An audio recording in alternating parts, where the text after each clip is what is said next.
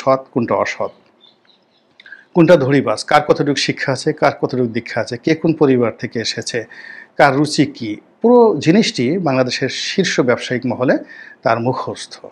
ফলে তিনি সেই প্রেশারটা অ্যাভয়েড করতে পেরেছেন।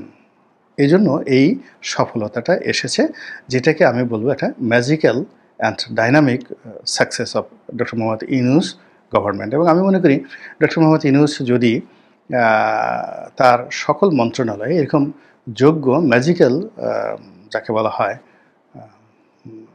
উপদেষ্টা নিয়োগ করতেন, তাহলে ওই যে তাকে ৫ বছরের যে রাখার বিষয়ে মানুষ যে এখন অধৈর্য হয়ে পড়েছে, তার বিরুদ্ধে কথাবার্তা বলছে, এই জিনিসগুলো কেউ বলতেন। এবং আশ্চর্যের ব্যাপার হলো ওনার এই সফলতার সঙ্গে সঙ্গে দেখা গেল যে উপদেষ্টা পরিষদের মধ্যেটা ২ ভাগে বিভক্ত হয়ে গেছে।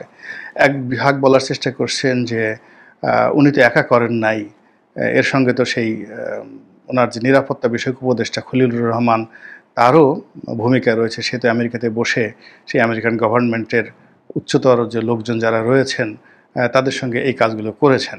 এই কথাগুলো অনেকে বলার চেষ্টা করছেন। অনেকে যারা ব্যর্থ হয়েছেন তারা মুখ টিপে টিপে বলতেছেন, হায় আল্লাহ, কী হলো, কোথা থেকে একজন বশির এলেন, তারপরে শেষে তিনি এই সফলতা লাভ করেন। কিন্তু ইতিমধ্যে বেশ কয়েকজন উপদেষ্টা যারা তাদের মন্ত্রণালয় খুব ভালোভাবে চালাচ্ছেন, তারা কিন্তু মিস্টার বশিরকে প্রশংসা করছেন।